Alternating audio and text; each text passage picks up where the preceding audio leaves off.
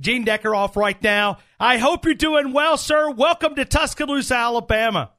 Well, it's late August. It's football season, and yeah, I'm doing real good. I can't wait till the college game starts. We're already 2 preseason games into the NFL thing, and I guess you can watch football every day of the week right now, which is good for me. No doubt. And I do want to spend a couple of minutes when we look at Florida State. When you look at that, but let me ask you, since you've caught a couple of preseason games, pretty nice gift there that we sent to you guys in Tampa Bay with Mr. O.J. Howard. Yeah, O.J. got his first career catch in a professional football game, albeit a preseason game. It was a nice slant route run, and he just showed his athleticism, and he's going to be a huge weapon. And you know what? O.J. is going to make Cameron Braid a better tight end, and all Cameron did last year was grab 8 touchdown catches, and that was tied for the most by a tight end in the National Football League. So, yeah, that's a pretty good combination to have those two. Cameron's in his 3rd year. He's out of Harvard, and you got O.J. in his rookie year out of Alabama, and both can catch the football. Jameis Winston is just absolutely drooling, and he can't wait till toe hits leather when we begin the 2017 season. No doubt. And we had T.J. Reeves on a couple of months ago to talk about Tampa Bay. He's a friend of our program, and I know he's a great sidekick there for you. There. Oh, yeah, T.J. and I worked together for about 14 years now. Wow. So, Gene, I just want to get you involved in the conversation. I can only imagine what the anticipation is like there in Tallahassee as we 11 days away from Alabama and Florida State. Yeah, it's amazing. I started the countdown about at day 100, and all of a sudden the dog days of summer, rolling along. Then it's down to 50, and then it's down to 20, and here we are. It's just about time to get that thing underway. And in Atlanta, I believe the stadium's going to be ready. All I've heard is it will be. And I think they're going to have some issues, I think, with the roof opening, but that's not going to be a factor because it'd be closed anyway. Heck, it's going to be at 98 degrees in Atlanta, Georgia on the September the 2nd. So keep that thing closed. Yes, absolutely. And let's have it air conditioned. By the way, when you talk to Eli, tell him hello for me. Absolutely. He and I go back a few years. Well, it's your voice and his voice and many other voices that just connect us with the game of college football. I was listening to some of your calls prior to going on, and I was like, man, it's that voice that you connect with Florida State football. And you have so many little phrases and sayings that are really, really cool. How do you come up with all those? Well, Eli, touchdown Alabama. I hope he doesn't say that a lot on September the 2nd. But I enjoy listening to my youngest son, Eric, who works with us on the Seminole Radio Network, is a huge Alabama fan. He's a graduate of Florida State, so obviously he loves FSU. But we're driving home from the stadium, and Alabama's playing football. We're listening to Eli do the game. So tell Eli hello. Absolutely. Let me ask you, what do you expect for Florida State? Well, I think this team last year was a pretty good football team.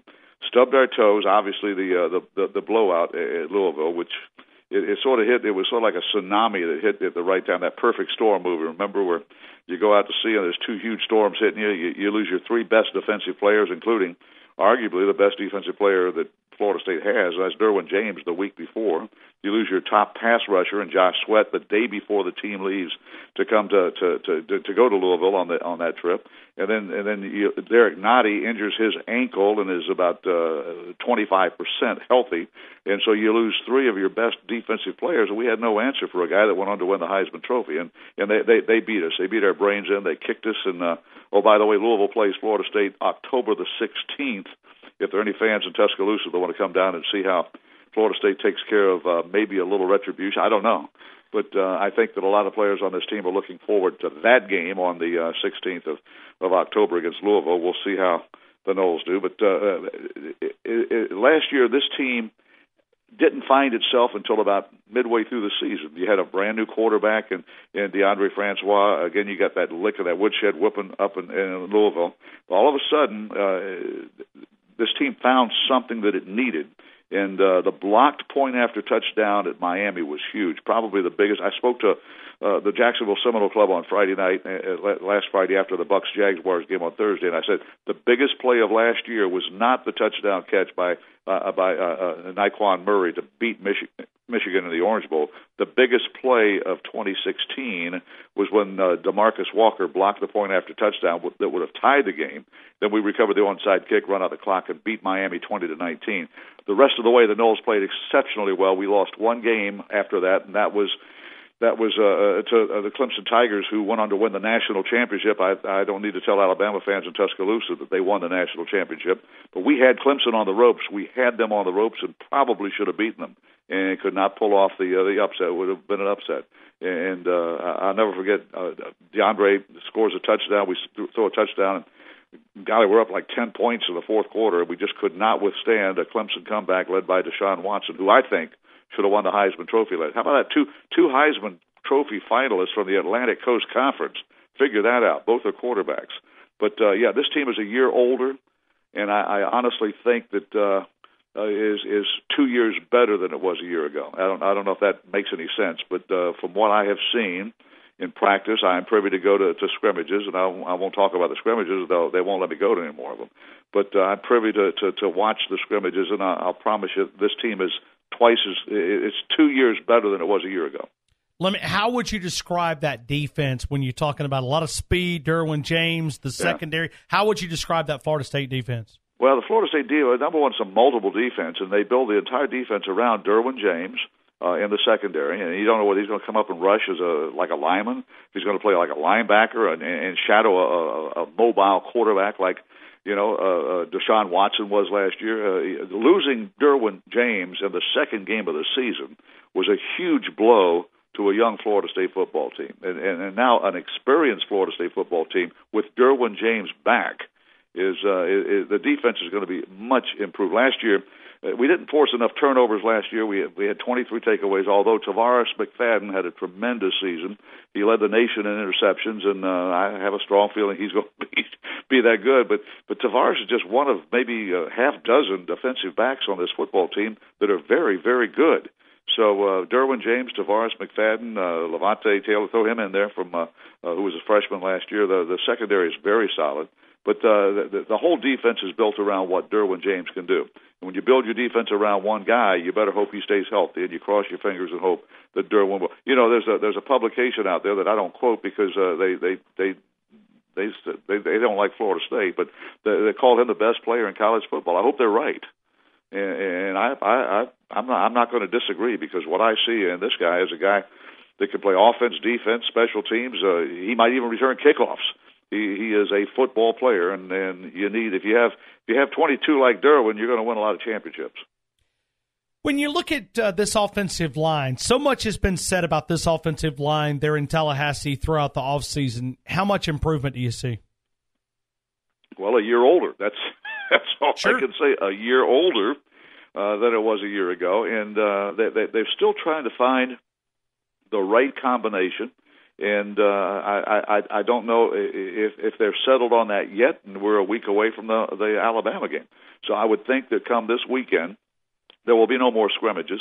Come this weekend, Jimbo Fisher and his staff will sit down. He and Rick Trickett, who is the associate head coach, offensive line coach, they'll say, okay, these are our 5 starters. I do know that Alec Eberle will be the starting center. He is as solid as they come. A couple of guys coming off of injury from a year ago that are very solid contributors to the offensive line. I think I know what that offensive line is going to look like, but we'll wait and see what Coach Fisher and Coach Trickett come up with. But Jameis Winston, I had a chance to walk onto the practice field in Jacksonville last week. I had a joint practice.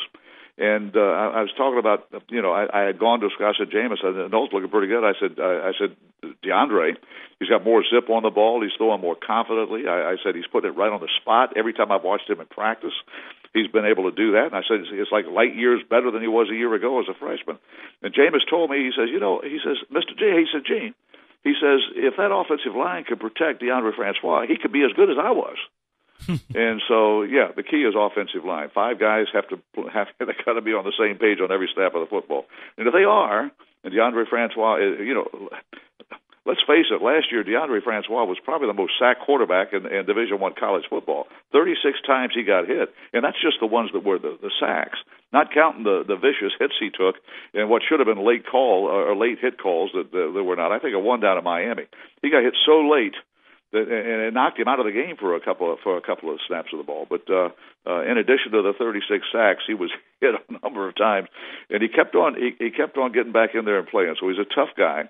He's not as tall as Jameis. Jameis legit 6'5", 6'4.5", and DeAndre's about 6'1", 6'6.5" maybe. If he's got his cleats on, maybe 6'2". But it revolves around that offensive line protecting your quarterback. And here's the thing: offensive line will be a year better. Wide receivers will be a year better, plus an addition of a couple of new players that I think are going to be wow factor type wide receivers. The tight ends are as solid as I've seen at Florida State University. The running backs, how do you replace Dalvin Cook? Well, Jaquez Patrick is the real deal, folks. He had to wait his time, but he's a big 230-pound running back that is almost as fast as Dalvin Cook, and he's the number one guy. And they got some young guys behind him that might make some noise as well. So I think the offense is pretty well set. Defensively, I think this defense it reminds me a lot of those defenses Mickey Andrews used to have at Florida State. When Mickey, a graduate of University of Alabama, played for Bear Bryant and had some tremendous defenses when he was defensive coordinator for Bobby Bowden. This defense looks like those old defenses of Florida State that really get after quarterbacks, have great speed in the secondary, and have some linebackers that know where the football is. They can find that football. So this is the real. I think it's 1 versus 2. It's not 1 versus 3. It's 1 versus 2, in my opinion, for that ball game on September the 2nd in Atlanta. Well, you made a note about Mickey Andrews. We had Mickey on last week, and he's great. He was at the Booster Club meeting in Jacksonville Friday night. It's always great to be with Mickey. Yeah, 25 minutes of just encyclopedia of knowledge, when you talk about defensive play. Let me ask you if you could share a Bobby Bowden story with him. We had him on as well last week as we try to Hall honor. Hall of Fame, Alabama Hall of Fame, Bobby Bowden. He's in my Hall of Fame. No doubt. Be in everybody's Hall of Fame. No doubt. Great person, too. Gene, can you share a story about Bobby Bowden? Oh, share a story about Bobby? Yeah, I'm sorry. Oh, absolutely. One of my favorite stories to tell is in 1989 when I was offered the job to do the radio for the Tampa Bay Buccaneers. I had Coach Bowden. I was producing his television show at the time, and I had him over in Jacksonville doing a couple of commercials for a car manufacturer. And I promised, I said, Bobby, you got to be over there by 7:30. I'll fly you over at 6, and you're going to be first up. And they told me they'd have you all set, and you'll be home by 3 o'clock in the afternoon. Well, come 4 o'clock in the afternoon, I called Bobby's house, and Ann Bowden answered the phone. I said, is Coach there? She said, no. He said he'd be home by 3, Gene, but he's not here yet. He must be running a little late. I said, well, I'll call you back. And I called back at 5 o'clock, and Bobby still wasn't there. I said, well, Ann, I'll call you one more time. I'm not going to pester you, but I'm sure he's okay. This is before cell phones now, fellas, so Bobby couldn't call home and say, they're running real late and all this. And long story short, at 6:45, I call his house. He's still not there. And Ann's getting worried, and all of a sudden she said, "I hear somebody maybe that's Bobby in the car in the garage carport." And sure enough, it was. And Bobby said he wasn't in a happy mood. And I told him I had a chance to do NFL football on Sunday afternoons. He said, "Well, you're still going to do our games, aren't you, Gene?" I said, "Well, yes, sir. They've got it figured out where I could fly to this place, that place, and do the games." And he said, "Well, why do you have to ask me?" And I said, "Well, because we may have to do your television show at 1 o'clock, 2 o'clock, 3 o'clock in the morning." And Bobby said, "Well, Gene," he says, "I think it's great you can do NFL football on Sundays and our games on Saturday. If you just keep me awake during the commercials, we'll do that TV show anytime you want to do it." And he held true to that till the day he retired. We did his television show as late as 5 o'clock in the morning so I could catch a plane and or drive to Tampa and do an NFL football game. And I'll never forget that. A tremendous coach. There's not another coach in America, college, high school, or football, that would agree to do his television show at 3 o'clock in the morning so his radio guy could fly away and do an NFL game. That's my Bobby Bowden story, and I'll stick with it. No doubt. And he never turns down very many interviews. I mean, I know I called him a couple of times this past year, one to help us honor Coach Bryant, and then the other to talk about Alabama, Florida State. And he's so gracious with his time. He's a class act. Yeah, and if you ever want somebody to go play golf with, call Bobby. He'll play. Tommy Bowden was the ACC media days back in July, and they had their family gathering. They've got places down in Panama City and adjacent to Panama City, and the family get together. The girls go shopping, the guys go play golf. And Tommy said, "Gene," he said, I'd play 18 holes. I was exhausted. He said, "Dad wanted to play 18 more." Wow. Yeah, and Bobby will be let's see, November the 8th. He'll be 89 years old. Doesn't sound like it. Wow. Yeah. Wow. He's been blessed by the good Lord above. That's amazing. He certainly has. Hey, I really enjoyed the conversation. I enjoyed talking about Florida State. I mean, you got to remember, when you lose to Clemson, 242 days we have spent talking about Florida State. I feel like I should be inducted. Alabama fans and Florida State fans have something in common, don't we? Well, but it's been a long offseason, my friend. I mean, it's been long offseason. I feel like Adam Humphries plays for the Tampa Bay Buccaneers, and he was an undrafted college free agent, and has become the number 3 receiver for the Buccaneers. He's a great football. He's a great football guy. He's a Clemson grad, a walk-on at Clemson, by the way, that earned a scholarship. And the very first thing I did when I got to one Buccaneer camp at one Buccaneer place this year, I saw Adam. I said, "Congratulations on it." He said he got tickets to the game and went. He says, "Gene," he said, "it took me 2.5 hours from my house to get to the stadium to go to the football game." And he said, and then obviously the win there at the end. Clemson fans were, I mean, absolutely hilarious. I mean, they couldn't believe that they had just beaten Alabama in that championship game. And Adam stayed. He stayed there to the bitter end. He said he didn't want to leave the stadium. It was a great game. It was rough there in Tampa Bay, but it was a long drive back to Tuscaloosa. We'll see if this season. Yeah, I could share those sympathies. That drive home after a Buccaneer loss on Sunday afternoon, the drive home on Monday morning is a lot longer to my house in Tallahassee than it is after a win. No doubt. All you see is those citrus trees, and you're just focused, and all those billboards on that toll bridge. But, hey, thank you again for being a part of the show. I'll see you in Atlanta. Thank you again, and I've enjoyed the conversation. Good. Go Noles. We'll tell Eli hello. We'll see him in Atlanta here in a couple of days.